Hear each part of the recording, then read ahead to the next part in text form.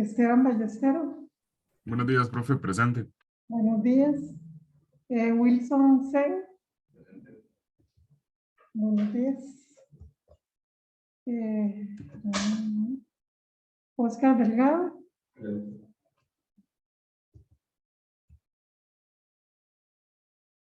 Marta Espinosa. José Andrés Granados. Rebeca Herrera. Buenos días, profe, presente. José David Ortiz. José Miguel Pereira. Este se retiró.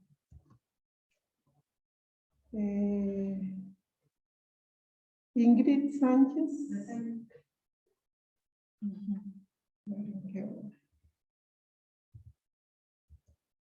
Chelsea Rodríguez. Presente, profe. Melissa Sánchez. Ya la llamé. Vamos a ver aquí quién es. Roy Sandí. Pamela Valdelomar.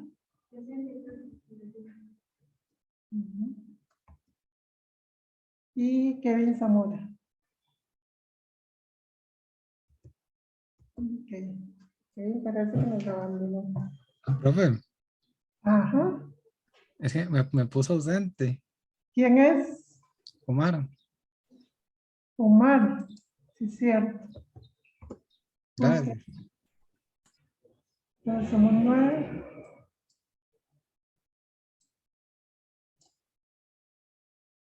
Entonces, vamos a ver, por lo menos. Joy, Rebeca, Andrés, Oscar, Wilson,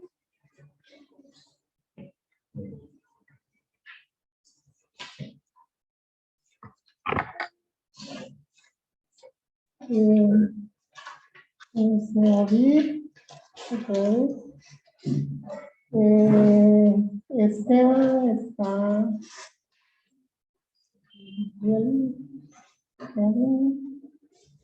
Melissa, Pamela.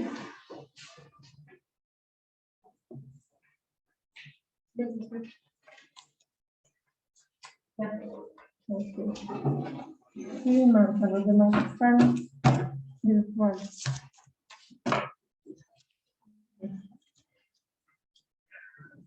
Entonces, hoy nos toca ver el capítulo de entropía y luego empezamos a hacer problemas. En realidad ya lo habíamos comenzado, pero déjenme abrir.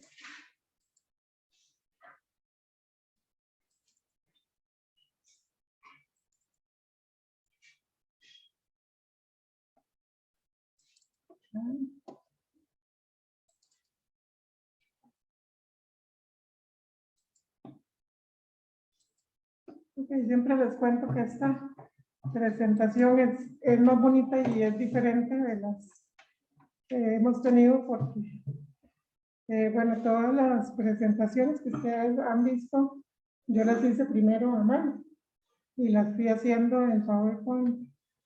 Y esta es una sobrina, se ofreció hacérmela, entonces me la hizo, por eso es que está más bonita y diferente. Pero tiene algunos errores porque ella estudiaba en ese tiempo administración de empresas y entonces obviamente de termodinámica no sabía nada.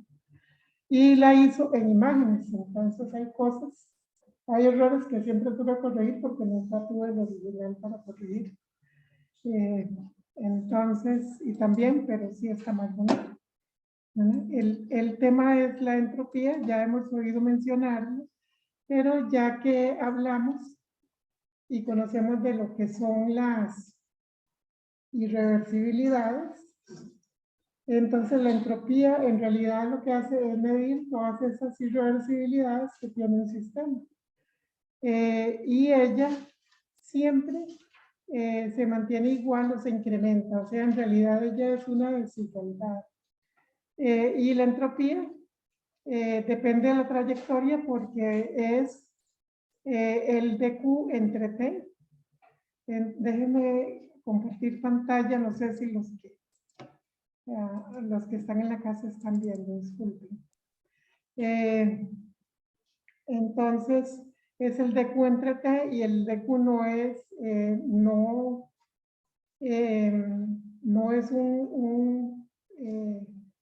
una integral exacta, sino que ella depende de un montón de cosas que ya hemos visto en la primera ley, ¿verdad? El SQ depende del trabajo, depende de la entalpía, de la energía de la masa, de la energía interna, de todo lo que haya en el sistema, dependiendo del tipo de sistema. Entonces, él depende de la trayectoria. Entonces, el DQ hay que siempre calcularlo, si lo que quisiéramos calcular directamente, dependiendo de qué es lo que hagamos en el proceso. Y es una desigualdad. Entonces, obviamente, al ser mayor o igual, matemáticamente no lo podemos resolver. Solo podemos resolverlo cuando estamos en la parte igual, o sea, entropía. Déjenme poner acá. Poner la camarita, por lo menos. Eso. Tengo que dejar de compartir. Un segundito. A ver, a poner acá. Y, ok. Eso es nuevo, de que se esconda el menú de Zoom. Antes le pasaba estorbándonos todas las 3 horas. Ok, entonces la entropía, en realidad, es un diferencial y es mayor o igual a la integral de S de Q entre T. Y es una integral cíclica también. Entonces, ella, con la desigualdad no la podemos resolver solo cuando estamos en la igualdad. Entonces, el caso de la igualdad es cuando tenemos el caso reversible. O sea, un caso ideal. Un caso ideal. Entonces, siempre vamos a estar con el caso reversible. Porque si no, matemáticamente no lo podemos resolver. Ella, igual que las otras propiedades, es extensiva, pero cuando está por unidad de masa, se convierte en intensiva. Y las unidades que tiene son kilojoule por kilogramo, grado Kelvin, ¿verdad? Porque la temperatura está en el denominador.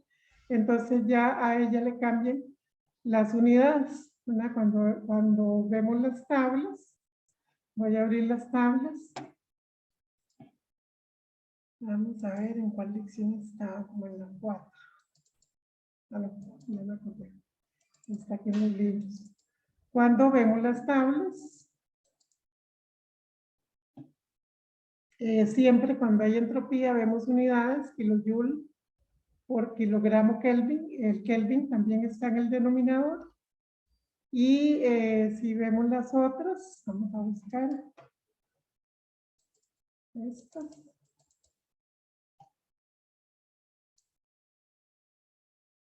También vemos ahí donde la entropía es kilojoule por kilogramo Kelvin. Entonces tiene una unidad adicional, ¿verdad? Vamos a compartir pantalla otra vez porque se me perdió.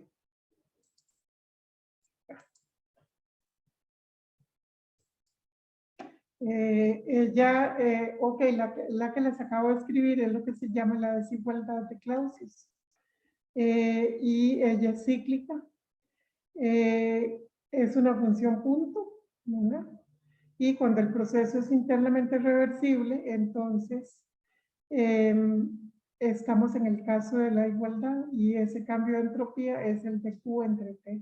Y ese de Q lo calculamos con la primera ley, ¿verdad? Ahora, muchas veces lo que hemos tenido es, o sea, lo que ustedes han visto siempre es que lo calculamos con la primera ley o que es un dato. Pero nunca hemos visto cómo se calcula ese delta Q. Yo siempre le digo a los de la abuela que son de la carrera de incendios, que sí, ese delta Q, ellos lo aprenden a calcular y hay un curso solo para eso, que es el curso de química del fuego, para aprender a calcular ese delta Q. Ustedes lo van a ver en termodinámica 2, hay un capítulo de reacciones químicas, ahí mismo en el CENGEL, en el que ven cómo calcular ese delta Q. Es un poquito bastante químico porque depende del tipo de combustible que se queme, ¿no? O el tipo de sustancia que se esté quemando, así va a ser la cantidad de calor que se libera. Entonces, obviamente depende de muchas cosas, ¿verdad? Entonces, cuando tenemos un proceso isotérmico, es el caso más sencillo, porque podemos, si calculamos ese delta Q, que ya lo sabemos calcular, nada más lo dividimos entre la temperatura, y en los dos estados, o los estados que estudiamos de ese proceso, como es isotérmico, vamos a tener siempre la misma temperatura. Entonces, aquí viene un ejemplito de una mezcla líquido y vapor de agua a 300 Kelvin. Entonces, es un cilindro émbolo con un vapor húmedo a 300 Kelvin de agua, ¿verdad? Un vapor húmedo de agua. Y entonces, en un proceso a presión constante, se transfiere al agua y nos dan la cantidad de calor, 750 kilojoules de calor. Y como resultado, la parte líquida se vaporiza. Y hay que determinar el cambio de entropía del agua durante este proceso. En este caso es muy sencillo porque nos están diciendo que el proceso es isotérmico, o sea que controlamos que la temperatura no cambie. Entonces, además está es más fácil controlar la temperatura que se mantenga constante porque estamos en un cambio de fase, ven que estamos un vapor húmedo y nada más se calienta y se llega a vaporizar todo el agua líquido y queda como vapor saturado. Esa es la información, pero como nos dan el dato del calor, que le damos, nada más vamos a tomar ese calor y lo dividimos entre la temperatura. ¿Vale? Entonces,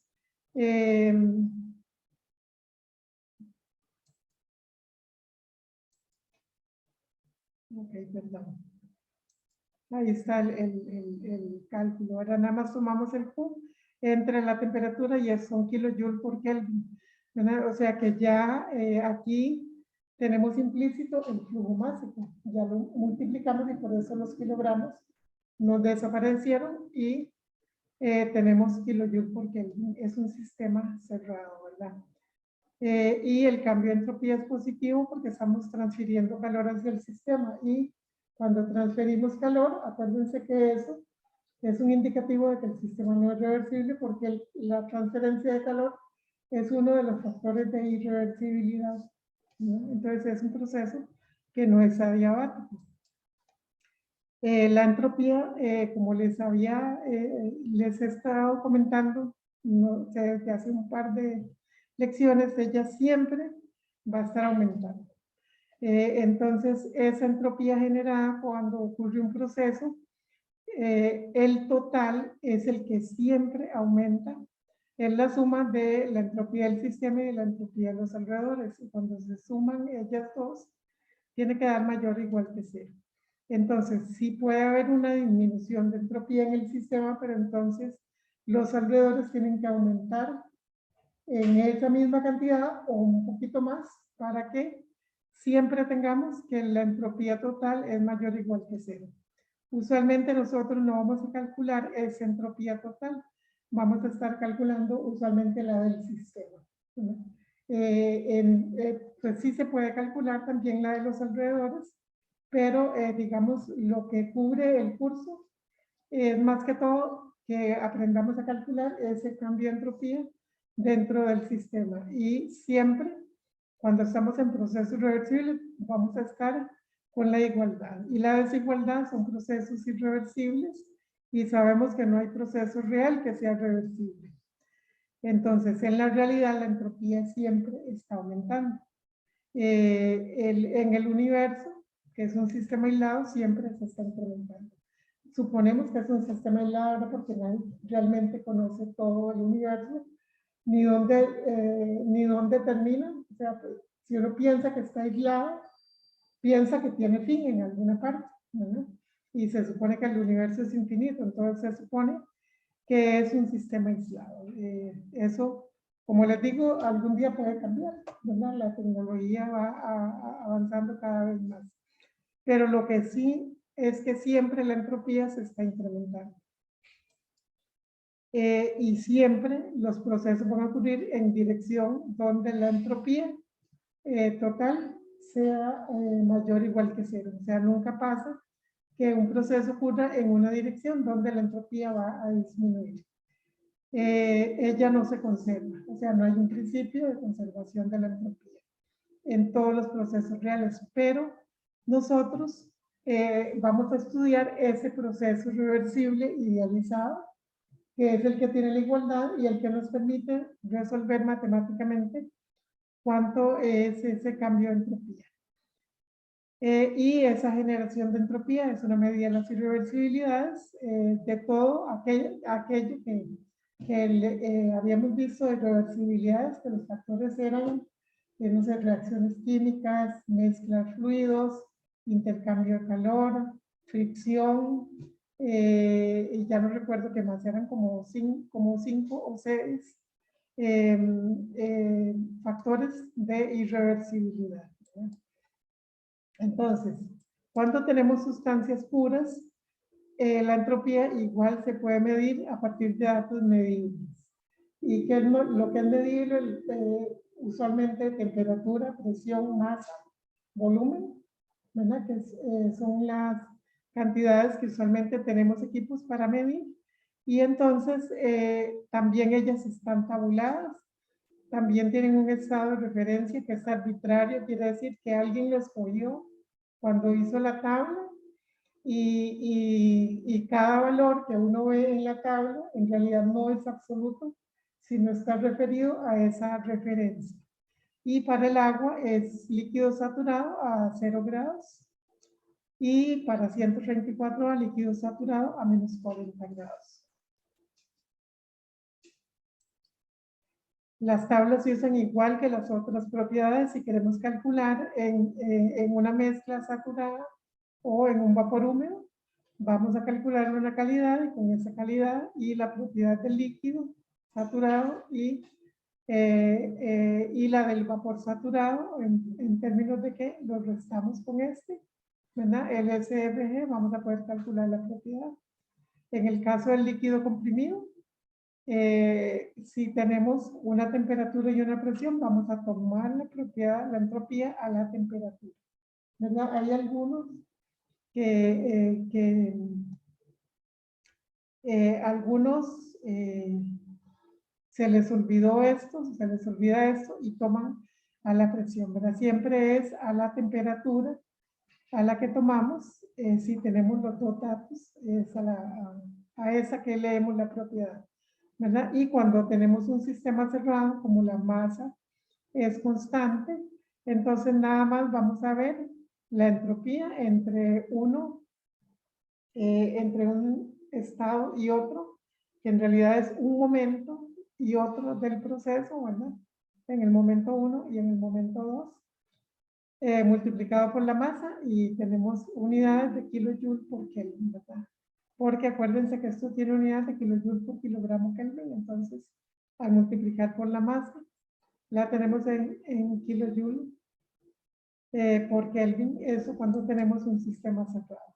Ahora, hay un diagramita que Sengel puso, y es que al diagrama que nosotros conocemos comúnmente de temperatura contra la propiedad, y fíjense que la entropía, voy a agrandar un poquito, fíjense que la entropía se comporta igual que los otros, ¿verdad? Es una campana de saturación y sobras que van aumentando, ¿verdad? Y que se mantienen constantes en la zona de saturación, o sea, se comporta igual. Entonces, si graficamos T versus VSHU, pues vamos a tener un comportamiento similar. Aquí Sengel agregó líneas de volumen específico constante, ¿verdad? Líneas de volumen específico constante. Usualmente no tenemos gráficos con ese, pero en realidad fue porque hizo un ejemplo en el cual se resolvía con este gráfico, así como está esto. Entonces, se usaba este gráfico para leer una temperatura y un volumen específico, la entropía. Usualmente no lo usamos, pero ahí viene en el texto y es como, ¿se acuerdan el diagrama de compresibilidad que eran líneas de temperatura reducida constante a diferentes presiones reducidas y que le agregaban las líneas de volumen reducido constante? Entonces habían otras líneas que no eran solo las de temperatura reducida. Igual esto, ¿verdad? Podría ser que algún día nos encontremos un gráfico que tenga líneas de volumen específico constante.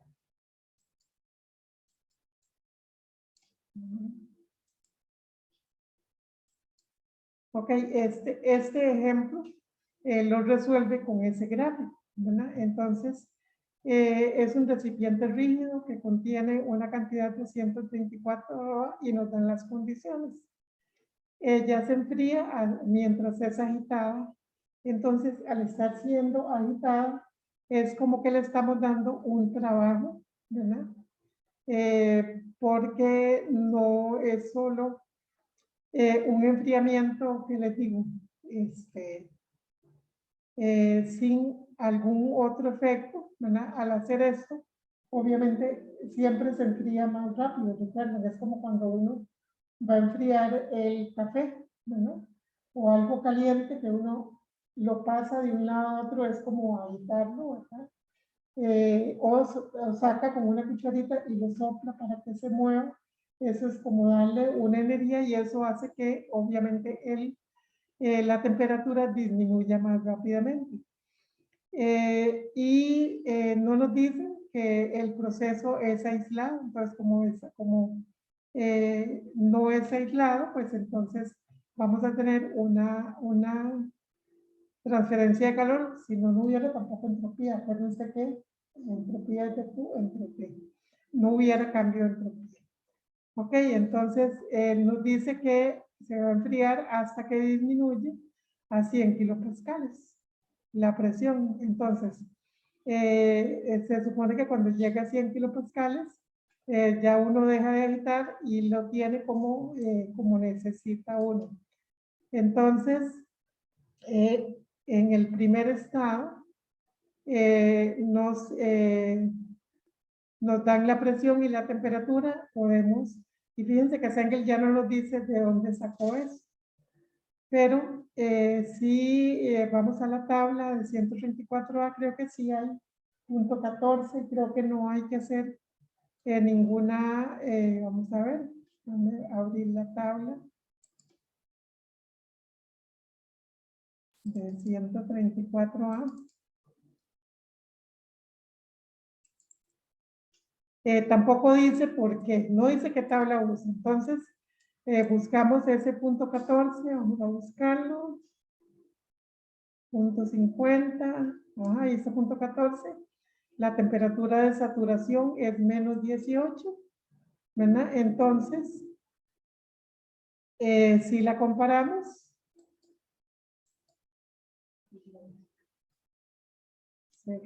cerré la presentación. Vamos a abrirlo otra vez. Si la comparamos con esa temperatura que nos dieron, que son 20 grados, entonces es más grande, ¿no? Es una temperatura negativa la de saturación. Entonces tenemos un vapor sobrecalentado. Entonces lo único que hace es anotar acá. Como les digo, ya Sengel no se pone con todos los detalles y así sigue. Y cuando lleguen a termo 2 van a tener, pues, 14 o más de 10, entre 10, 14 o 15 diferentes estados. Lo único que va a poner es estado 1, tal cosa, estado tal cosa, y no dice de dónde salen los números.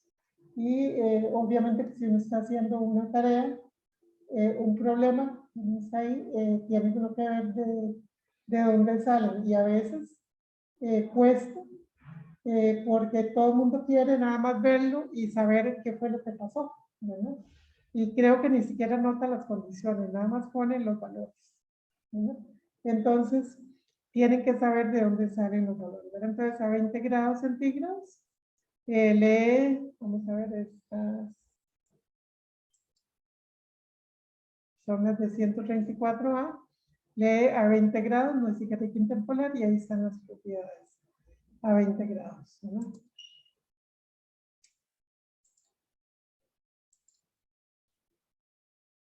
Vamos a ver.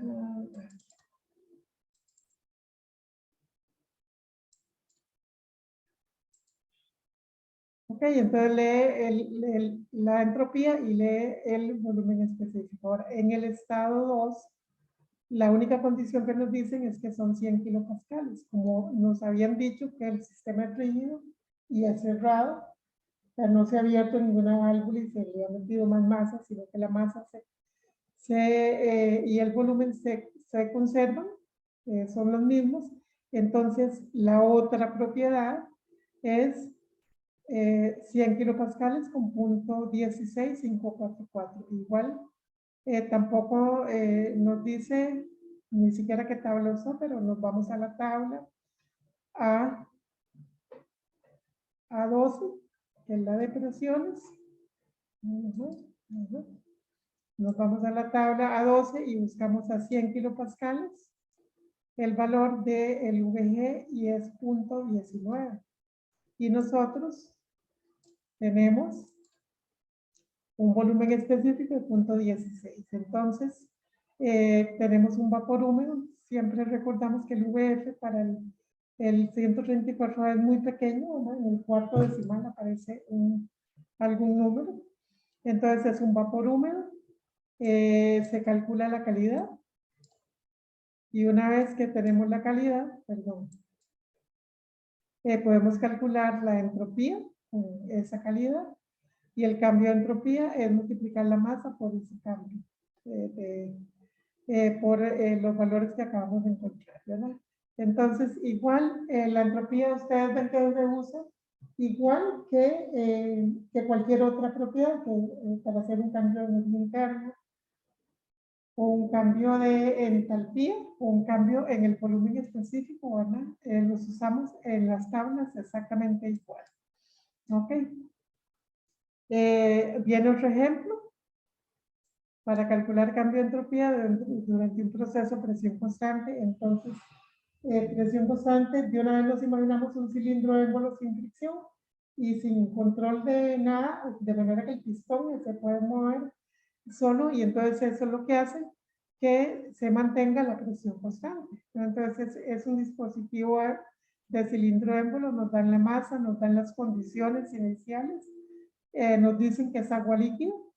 Igual, aunque no nos dijeran que es líquida, si buscamos estas condiciones nos vamos a dar cuenta probablemente que es un líquido comprimido. Pero por eso yo usualmente cuando les presento un problema, no les digo si el agua está como vapor o como vapor húmedo o sobrecalentado o líquido, para que verifiquen las condiciones. Porque si no, puede ser que alguno diga, bueno, ya es líquido y se va directamente a los líquidos. Y qué tal que haya un error en el libro porque pasa en el libro, ¿verdad? Como todo libro tiene errores, y tiene un cero menos en la presión o un número diferente en la temperatura, y uno llega y se da cuenta que dice que es líquido, pero las condiciones, entonces, ¿qué hace uno? En este caso, como los libros son una traducción, tendría uno que irse al libro de inglés, a ver si a la hora de traducir pasaron un dato malo, o buscar la fe de datos del libro, a ver si indica cuáles son las condiciones. Entonces, por eso es que siempre anotamos las condiciones, para que a la hora de revisar, porque siempre los diseños se revisan, ¿verdad? No es que uno los hace y se va, porque siempre el primer cálculo puede ser que se le vaya a uno cualquier cosita, igual como pasa en cálculo, ¿verdad? Se le da un signo 1 y todo lo que hizo, de ahí en adelante está mal. Entonces siempre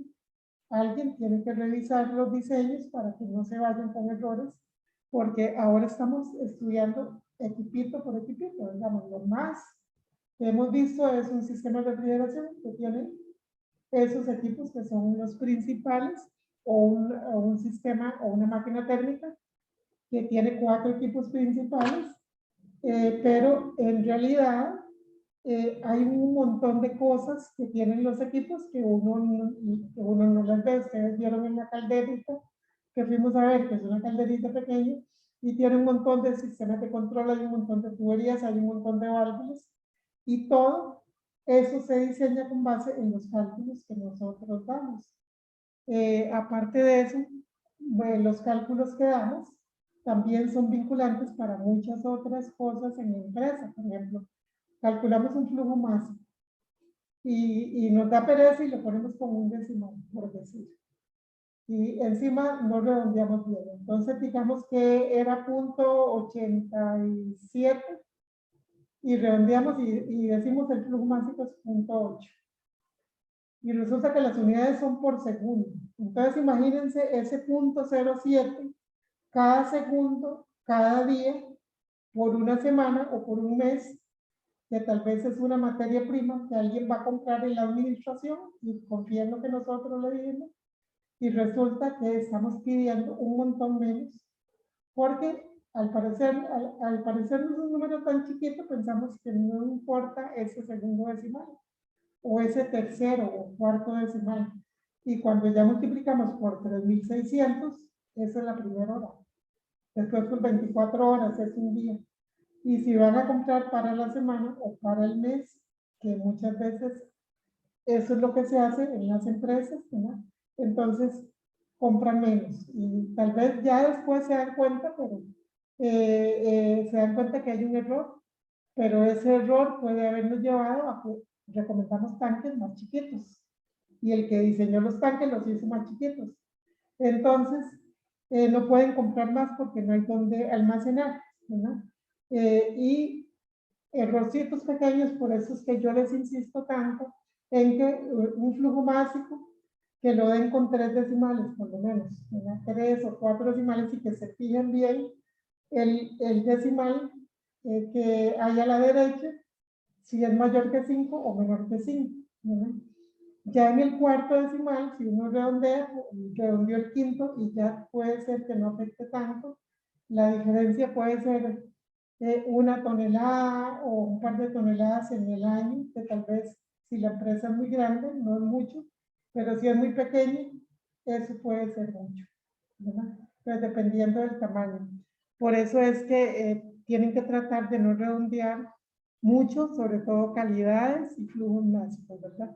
Entonces, vean que nos dan las condiciones iniciales, nos dicen que la calientan a presión constante y que adicionan una cantidad de calor. Y hay que determinar el cambio de entropía. Entonces,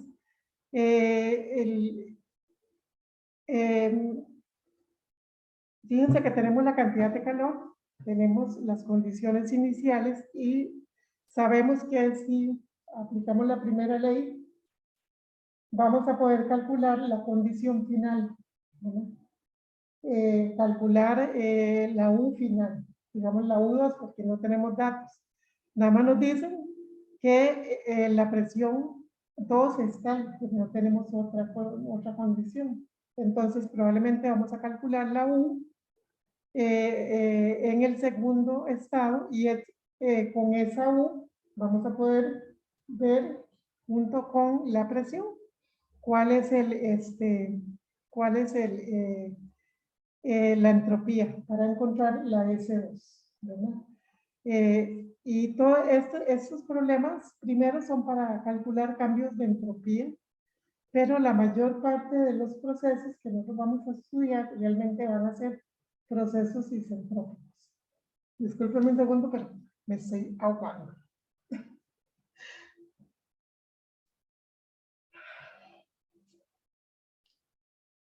Ok. Entonces, bueno, aquí viene, dice Indica agua líquida, presión constante en un dispositivo de cilindro de envelope, determinar el cambio de entropía del agua.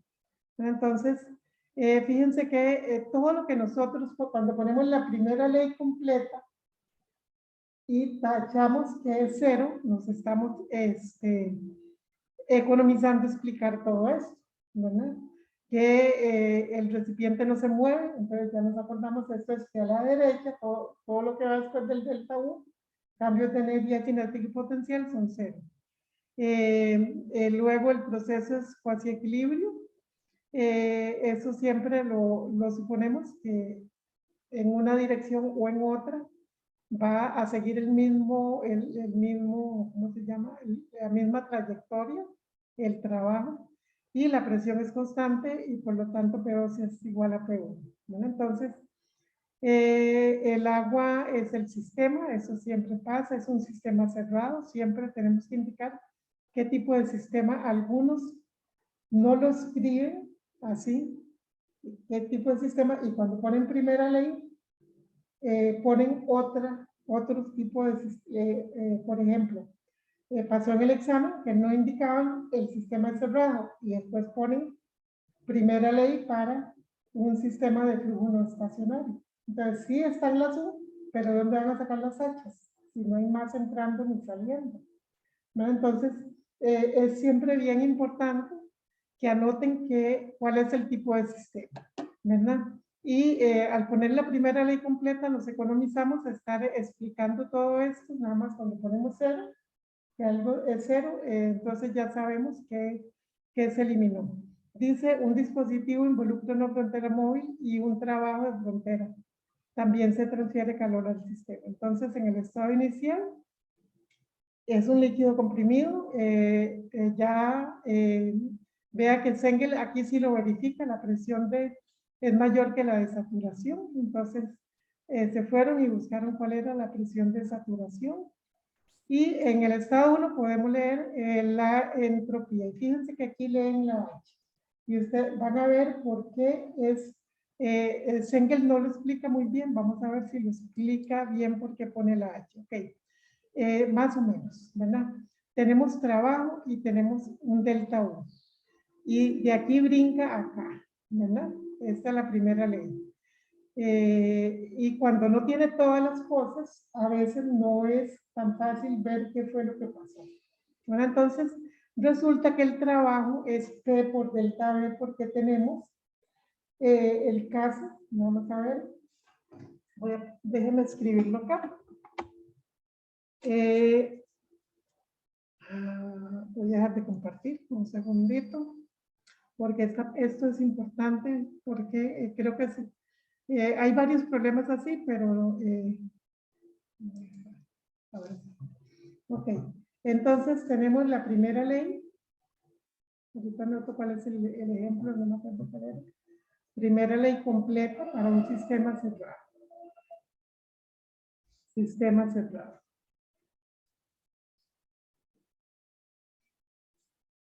Entonces sabemos que hay calor, que hay trabajo, y que como es sistema cerrado, podemos poner el cambio de energía de la masa,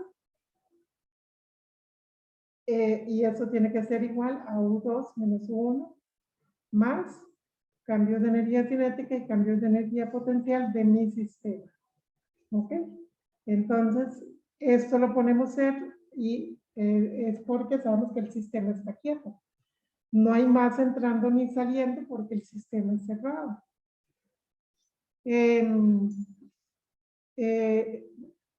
Nos dijeron que calentaron, creo, entonces no tenemos Q de entrada, sino que tenemos un Q. Pero no tenemos Q de salida, un Q de entrada porque estamos calentando y el volumen aumenta. Y al aumentar el volumen, estamos empujando el pistón hacia afuera, entonces estamos haciendo un trabajo de salida. Bueno, estamos haciendo un trabajo sobre los alrededores y ponemos un WE. Entonces nos queda QE menos WS igual a U2 menos U1. Entonces, cuando tenemos W, siempre tenemos que calcularlo. Esto no lo pone cero. El W de salida es la integral de P de B, ¿verdad? Entonces, como la presión es constante, entonces es P por la integral de dB, eso va entre V1 y V2, V1 y V2. Entonces tenemos P por V2 menos V1, ¿ok? Porque es un caso de presión constante. Entonces, ¿qué pasa? Que tenemos aquí Q sub V, digamos esto es 1 y esto es 2, ¿verdad? Entonces, en 1 nos queda Q sub V menos. Aquí tenemos P por V2 menos P por V1 y eso va a ser U2 menos U1. Pasamos a la derecha todo y nos queda SQE igual a P V2 menos P V1 más U2 menos U1. Entonces, esto con esto es H2 y esto con esto es H1.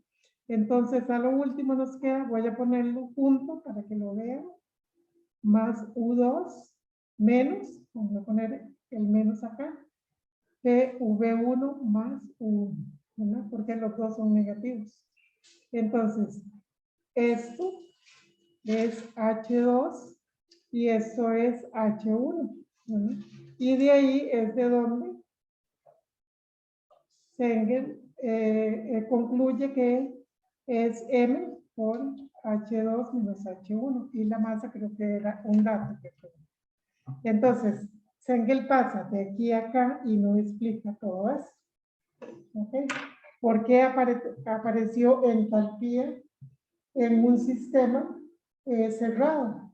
Bueno, porque para no calcular, no tenemos datos para el volumen, ¿verdad? Pudimos habernos ido. Si no, no podíamos calcular el trabajo, pero al juntar trabajo con energía interna, vamos a tener una entalpía. Y entonces, por eso es que Sengel, voy a dejarle un ratito para que lo copien y lo mentalicen. Voy a ponerle lista completa.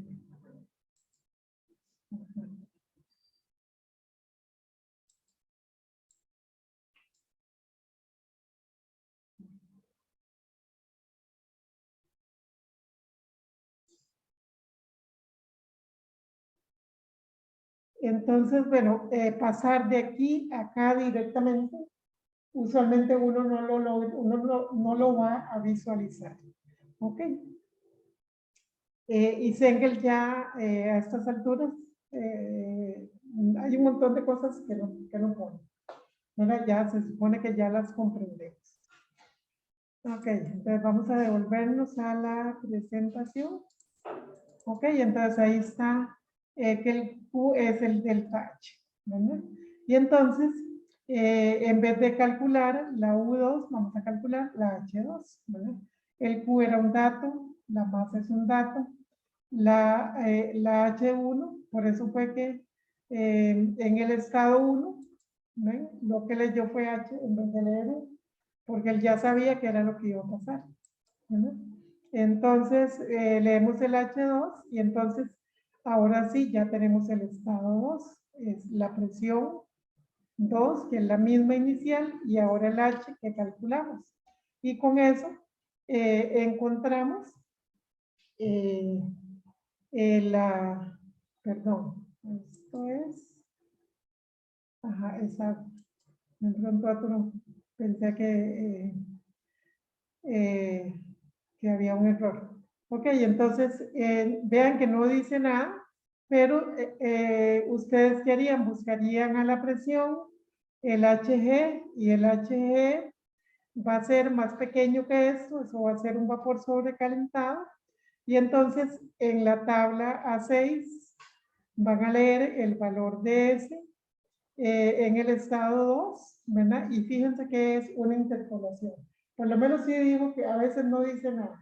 Y yo les puse aquí los datos de la interpolación porque siempre vamos a anotar los datos de la interpolación. ¿Eso qué ventaja les da? Primero, si tenemos algún error, es más fácil localizar el error. Lo otro es que si hacen la interpolación mala o tienen algún errorcito a la hora de interpolar, al tener todos los datos pierden menos puntos porque tienen casi todo hecho, pero fue un errorcito. Y entonces ustedes han visto que yo lo que les pongo es arrastre error y entonces nada más no van perdiendo tantos puntos que si tuvieran el valor malo. Igual, perdón, que tuvieran todo malo. Siempre tenemos que anotar esto, es una buena costumbre, anotar cuáles son los valores con los que vamos a interpolar y obviamente ya una vez que tenemos las entropías, pues podemos calcular el cambio de entropía. Ok, vamos a descansar 10 minutitos.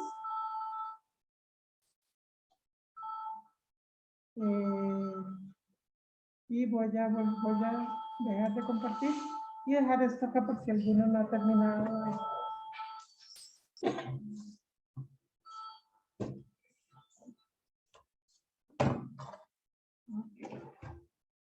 Ahí está.